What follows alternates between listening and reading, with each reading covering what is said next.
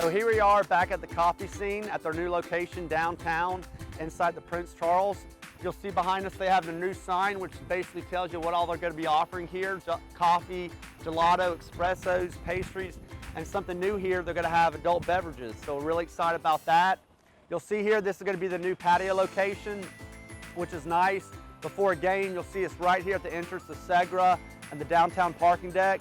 You know, you'll be able to sit out on the patio, listen to some live music, enjoy an adult beverage, enjoy coffee, maybe a gelato.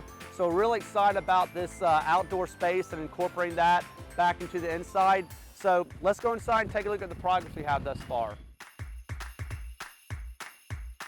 All right, so now that we've come inside, you'll be able to see some of the work that we've gotten done since our last video. We have drywall up, primer coat of paint is on, and then kind of one of the cool features that the owners are excited about is behind us. You'll see where you have this heavy trim, and it's going to end up having some artwork here for some local artists that'll be hung up there. So we're really excited about that feature. Also, there's going to be some really fancy looking sconce and lights that are hung up in this area.